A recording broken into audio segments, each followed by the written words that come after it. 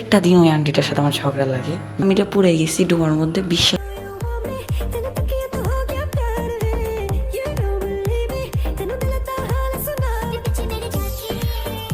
Hello guys, আসসালামু আলাইকুম। Myself Simon here, back to another crazy video. তো আজকে ভিডিও অনেক ইন্টারেস্টিং হয়ে যাচ্ছে বিকজ আজকে ভিডিওতে আমি দাদু বাসায় চলে আসছি অ্যান্ড এখানে হচ্ছে সাইকেলও নিয়ে আসছি।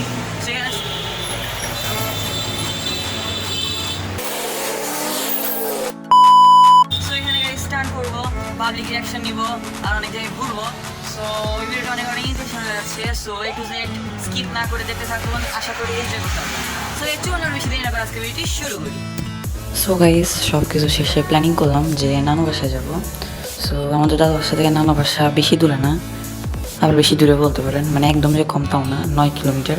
আর 9 কিলোমিটার সাইকেল চালানো যাওয়ার তো প্যারা আছি, অত কাছেও না, একদম মাজা টাজা শেষ হয়ে যায়। কী একটা অবস্থা, হাত পা একদম কি ব্যথা করতেছিল।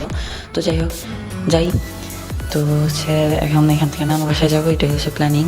সো আশেপাশে দূর দূরান্ত পর্যন্ত বামে ডানে যেখানেই তাকাবেন শুধু ক্ষেত আর ক্ষেত, এই ক্ষেত ওই ক্ষেত, হ্যান ক্ষেত ত্যান ক্ষেত, তো শুধু ক্ষেত।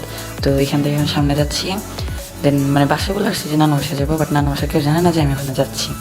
সো এই রাস্তার মাঝখানে আপনাদের সাথে আমি কিছু কথা শেয়ার করি। সেটা হচ্ছে এই বাংলাদেশে যে স্টান্ট করে, অনেক মানুষ স্টান্ট করে, আমাদের ফাহিম ভাই আছে, আকিব ভাই আছে, আরও অনেকে আছে। তো এরা যে স্টান্টগুলো করে, এরা কিন্তু স্টান্টটাকে অনেকে এগিয়ে নিয়ে যেতে পারছে, যে কারণে হচ্ছে আরও অনেকেই স্টান্টের দিকে এখানে আসতেছে। বাট বড় যে মানে আগের জেনারেশনের যে মানুষগুলো আছে, মানে হচ্ছে আমাদের থেকে বয়সে বড়, তো তারা কিন্তু এই স্টান্টটাকে এখনও ভালোভাবে দেখতে পারে না। 99% মানুষই হচ্ছে স্টান্টটাকে ভালোভাবে দেখতে পারে না। আর তার মধ্যে যে হচ্ছে বাকি যেগুলো থাকে, তাদের মধ্যে আবার অর্ধেক পাবলিক এইটাকে স্টান্ট না বলে সার্কাস বলে, বাকি কয়েকজন জাস্ট বোঝে।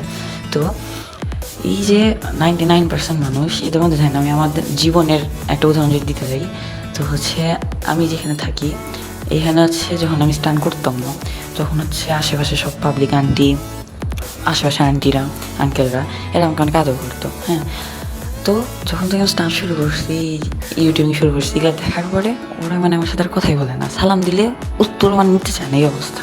হ্যাঁ, বাট আগে সালাম দিলে কেমন আসো, হ্যান ত্যান, আসো ভিতরে আসো, মানে এরকম একটা অবস্থা। আগে অনেক আদর করতো, বাট এখন করে না। তো আমি যখন স্টান্ট শুরু করি, মানে আমাদের এই এলাকাটা গাড়ি ঘোড়া তেমন যায় না, তো যখন আমি স্টান্ট শুরু করতাম মানে করি, তখন হচ্ছে যেহেতু ফাঁকা থাকে, আমি এই রাস্তায় এখানে স্টান্ট শুরু করি, মানে একা স্টান্ট করতাম। তো এখানে হচ্ছে একটা আন্টি থাকে, ওনার সাথে আগেও আমার ভালো সম্পর্ক ছিল না, মানে আগে কথা বলতাম না, আর এখনও তেমন কিছু না। মানে এখন হয়েছে কি, যখন আমি স্টান্ট করি প্রত্যেকটা দিন ওই আন্টিটার সাথে আমার ঝগড়া লাগে যে এই তুই এরকম করিস কেন, মরতে পারস না, মানে এইগুলা কি কোনো কথা হলো, এইগুলো কথা পর্যন্ত বলছে, এই তুই মরতে পারস না, এখানে সাইকেল চালাস, মরস না কিসের জন্য, এরকম কথা পর্যন্ত আমার শোনা লাগছে এই আন্টিটার থেকে। এই আন্টি বাদে আশেপাশে আরও অনেক আন্টি আছে যেগুলোর থেকে আমার এগুলো কথা শোনা লাগে। তো তার ভিডিও ক্লিপে তো আমি ক্যামেরা বন্দি করতে পারি না, বাট একটা ক্যামেরা বন্দি করতে পারছিলাম, ক্যামেরা অন।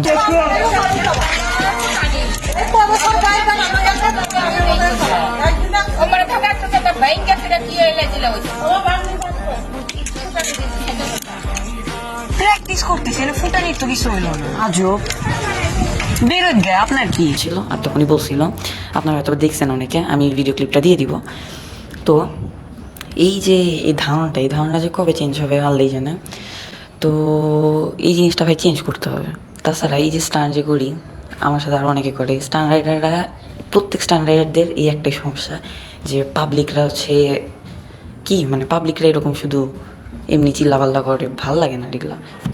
অনেকে স্টান্ট রাইডারদের ফ্যামিলি আছে, তারা সাপোর্ট করে, বাট এই আশেপাশের এগুলার কথা শুনে আর কিছু করতে মন চায় না।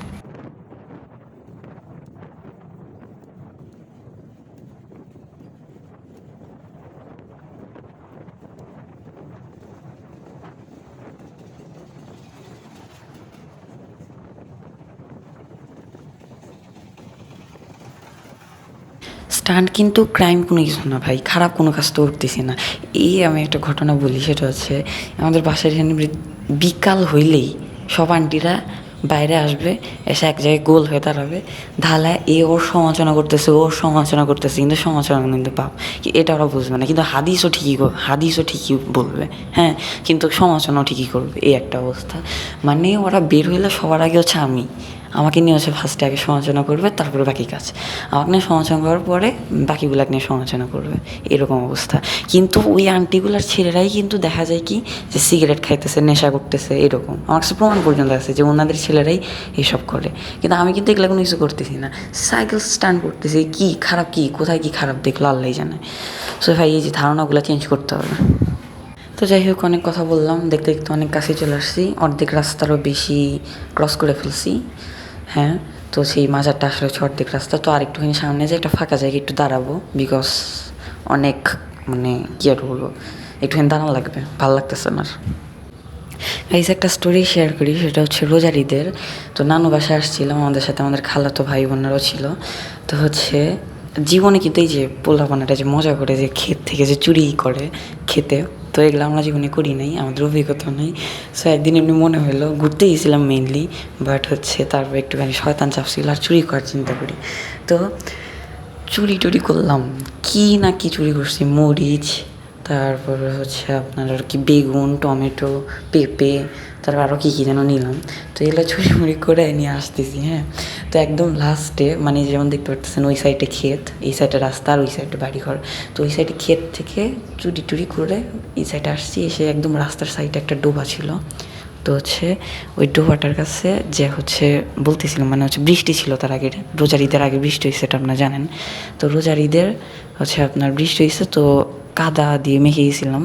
তো প্ল্যান করলাম যে হচ্ছে এরকম করে গেলে বকা খাবো, তো হচ্ছে আগে পরিষ্কার হয়নি, পরিষ্কার হতে গেছি, সবগুলো মিটে পড়ে গেছি ডোবার মধ্যে, বিশ্বাস করেন সবগুলো পড়ে গেছি।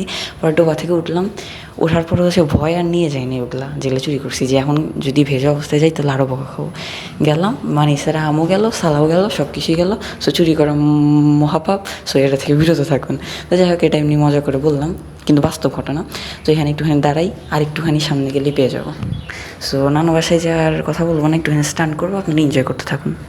সো গাইস, আমাদের আর 2 মিনিট লাগবে, আমরা একটা ব্রিজের উপরে আছি, ছোট্ট একটা ব্রিজ। সো এখান থেকে আর বেশিক্ষণ লাগবে না, 2 মিনিটের মতো লাগবে। সো সামনে গেলে আমাদের নানু বাসা। সো এখান থেকে আর নানু বাসা যাওয়ার পর্যন্ত আর ভিডিওটা বানাবো না, ওইখানে যে একটু স্টান্ট করবো আর ওই ভিডিওটাই বানাবো। থাকার প্ল্যানিং নাই, কিন্তু যদি না ছাড়ে তাহলে আজকের দিনটা ওখানে থাকবো। সো হ্যাঁ, একটু সামনে যাই, তারপর স্টান্ট করবো, স্টান্টটা এনজয় করতে থাকুন।